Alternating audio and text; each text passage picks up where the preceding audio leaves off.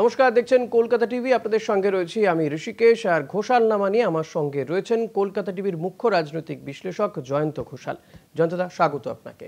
আজকে আমরা যে বিষয়গুলো নিয়ে কথা বলবো বা বুঝে নেওয়ার চেষ্টা করব, 21শে জুলাইয়ের মঞ্চ থেকে মমতা বন্দ্যোপাধ্যায় গর্জে উঠেছেন, কারণ বিজেপি শাসিত রাজ্যগুলোতে সেখানে বাঙালিদেরকে হেনস্থা করা হচ্ছে, বাঙালি মানে বাংলাদেশি বলে দাগিয়ে দেওয়া হচ্ছে। আর এই নিয়ে কিন্তু গর্জে উঠেছেন মমতা বন্দ্যোপাধ্যায়। তিনি বলেছেন 27শে জুলাই থেকে জেলায় জেলায় ভাষা আন্দোলন করা হবে এবং এই আন্দোলনকে তারা দরকার পড়লে দিল্লির বুকে পর্যন্ত নিয়ে যেতে পারেন। এই হুঙ্কারও দিয়েছেন মমতা বন্দ্যোপাধ্যায় 21শে জুলাইয়ের মঞ্চ থেকে। এই যে মমতা বন্দ্যোপাধ্যায়ের বক্তব্য, হুঙ্কার, একে বিজেপি কি করে ডিফেন্ড করবে সেটাই বুঝে নেওয়ার চেষ্টা করব জয়ন্তদার কাছ থেকে। জয়ন্তদা, এখানে মমতা বন্দ্যোপাধ্যায় দেখিয়ে দিয়েছেন যে রাজনীতির যে পাঠশালা, সেখানে তার যে প্রজ্ঞা এবং তার যে রণকৌশল, সেটা কিন্তু এখনো 10 বছর থেকে 15 বছর হতে চলেছে। এই রকম একটা সন্ধিক্ষণে দাঁড়িয়ে মমতা বন্দ্যোপাধ্যায়ের যে শাসন, anti incumbency is a law of nature, তা সরকারের বিরুদ্ধে তো হবেই। সেখানে বিজেপি গোটা দেশে তার এত দাপট এবং নরেন্দ্র মোদী তার প্রায়োরিটি স্টেট, অমিত শাহ এবং নরেন্দ্র মোদীর পশ্চিমবঙ্গ, এটা নিয়ে কোনো সন্দেহ নেই। যে যাই বলুক, সেটিং প্রধান বিরোধী দল তো বিজেপি, সে তো চাইবে ক্ষমতায় আসতে। সেটিংটা হয় কি করে, এটা তো কাণ্ডজ্ঞান দিয়েই বোঝা যায়।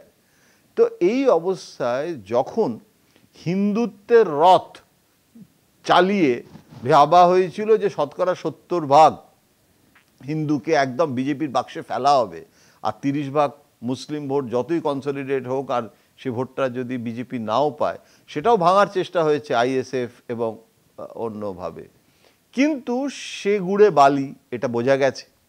এখন বিজেপি হিন্দুত্ব থেকে অনুপ্রবেশের ইস্যুতে একটা অন্যভাবে হিন্দুত্বের রাজনীতি, যে অনুপ্রবেশকারী আর হিন্দু শরণার্থী আলাদা। এবং বাংলাদেশে যেহেতু ভোট আসছে, সেখানে সংখ্যালঘু হিন্দুদের উপর অত্যাচারের ঘটনা হচ্ছে, সুতরাং বাংলাদেশের সাথে ওই ন্যারেটিভটাকে এখানে কাজে লাগিয়ে জামাত এবং পশ্চিমবঙ্গে রোহিঙ্গা ঢুকে গেছে, পশ্চিমবঙ্গে গেল রব তুলে দিয়ে, একটা সোশ্যাল মিডিয়া রয়েছে, এটা তো একটা প্রচারের ব্যাপার, একটা পারসেপশন তৈরি করা। যেন সেই আগে যেরকম ভারত সম্পর্কে বিদেশে গেলে অনেকে বলতো যে ভারত, সে স্বামী বিবেকানন্দের লেখাতেও আছে যে ভারত বোধহয় ওই আফ্রিকার কাছাকাছি কোনো একটা জঙ্গল, নরখাদকরা থাকে, হ্যাঁ, সাপ খোপ খায় লোকেরা। তো এইটা তো পারসেপশনের ব্যাপার। এখন গোটা দিল্লিতে বসে আমি যদি পশ্চিমবঙ্গকে কন্টিনিউয়াস নেগেটিভ করতে তো এই জায়গাটায় মমতা বন্দ্যোপাধ্যায় কিন্তু বাঙালি আইডেন্টিটি, সেটাকে নিয়ে এইরকমভাবে, আর সেখানে এমন 2-3টে ঘটনা ঘটেছে যেখানে রাজবংশী থেকে মতুয়া, যেগুলো বিজেপি করায়ত্ত করতে চেয়েছিল, সেগুলো স্টেজে তুলে মমতা বন্দ্যোপাধ্যায় দেখিয়ে দিয়েছে। এখন তার ফলে বিজেপির পক্ষে, যেটা তুমি প্রশ্নটা করছো, যে বিজেপি মোকাবিলা কি করে করবে, নরেন্দ্র মোদী তিনি খুব সফিস্টিকেটেড ওয়েতে বোঝানোর চেষ্টা করেছেন যে ইনফিল্ট্রেশন আলাদা, সেটা অবৈধ নাগরিক যারা নয়, অবৈধ বসবাসকারী বা অবৈধ অনুপ্রবেশকারী, এবং তার সঙ্গে সাধারণভাবে, এবং উনি কিন্তু হিন্দু মুসলমান কথাটা উচ্চারণ করেননি, কিন্তু সেটা উনি বলছেন। কিন্তু শুভেন্দু অধিকারী এবং রাজ্য বিজেপির যে নেতারা, তারা যেটা করছে সেটা তো হিন্দু মুসলমান মেরুকরণই করার চেষ্টা করছেন। এমনকি অন্য রাজ্যে যে ঘটনাগুলো ঘটছে, শুভেন্দু অধিকারী তো ইনফ্যাক্ট জয়ন্তদা কালকেই ওদের যে উত্তরকন্যা অভিযান ছিল, সেখানে শুভেন্দু অধিকারী বলছেন যে যারা বাংলাদেশ থেকে যে হিন্দুরা আসছেন তারা এদেশে শরণার্থী মোদিদির চোখে, আর যারা মুসলিম রয়েছেন, যারা আমাদের দেশে মুসলিম, তাদের কোনো সমস্যা নেই, মাহফুজা খাতুনদের দেখিয়ে তিনি বলছেন। এই জিনিসটা করে তো তার কি, শুভেন্দু অধিকারী এখনো তার যে পুরনো হিন্দুত্বের যে রাজনৈতিক লাইন, সেটা বিজেপি ছাড়েনি। আমিও মনে করি যে বিজেপির ওটা কোর ইস্যু। বিজেপির পক্ষে জয় শ্রীরাম না বলে জয় দুর্গা, জয় কালী বলতে পারে, এবং সমীক ভট্টাচার্য সেটা ক্ল্যারিফিকেশনও দিয়েছে যে কেন। কিন্তু সেটা একটা দিক। আমার মনে হয় যে বিজেপি এখন মমতা বন্দ্যোপাধ্যায় রাজনীতির প্যাঁচে পড়ে গিয়ে এখন একটা ডবল প্রন স্ট্র্যাটেজি নিচ্ছে। একদিকে জয় শ্রীরাম 2019-এ যেভাবে ইউজ করা হয়েছিল সেটা না করে, দিলীপ ঘোষের সময় জয় বজরংবলী হনুমানের সেই গদা নিয়ে মিছিল, সেইটা না করে শ্রমিক কিন্তু সেই লাইনটা নিচ্ছে না। শ্রমিক কিন্তু একটা মধ্যবিত্ত বিদ্যুৎ সমাজের প্রতিনিধি হিসেবে বাঙালি আইডেন্টিটিটা করার চেষ্টা করেছিল, এবং সেইটা আর শুভেন্দুর হিন্দুত্ব ডবল প্রন স্ট্র্যাটেজি হবে। একদিকে বাঙালিয়ানা, কিন্তু মমতা বন্দ্যোপাধ্যায় এত অ্যাগ্রেসিভ হয়ে একটা ভাষা আন্দোলন নিয়ে চলে গেছে, এখন আর পেছনে তাকানোর ব্যাপার নেই।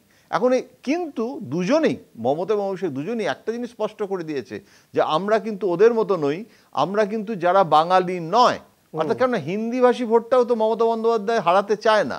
সুতরাং বাঙালি এবং অবাঙালি করে দিয়ে, সুতরাং সত্যি কথা বলতে গিয়ে অসমের মতো পরিস্থিতি আশা করা যায় যে পশ্চিমবঙ্গে কখনোই হবে না। কিন্তু ভাষা আন্দোলন মানে অসমের কথাটা মাথায় এসে যায়, কিন্তু এখানে উনি যেটা বলতে চেয়েছেন যে আমরা এখানে গুজরাটি থেকে শুরু করে মারোয়াড়ি সবাই রয়েছে, এবং বলেছে যে তোমরা কারোরই নও, তোমরা না শিখ না হিন্দু না মুসলমান, আমরা সকলে। তো এটা একটা অসাধারণ আখ্যান 21 তারিখে মমতা বন্দ্যোপাধ্যায় করে দিয়েছেন।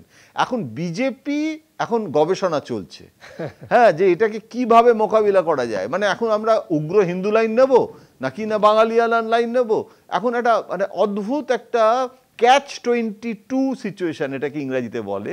এই catch-22 সিচুয়েশনের মধ্যে শাঁখের করাত বাংলায় বলে, বিজেপি এখন একটা শাঁখের করাতের মধ্যে পড়ে গেছে।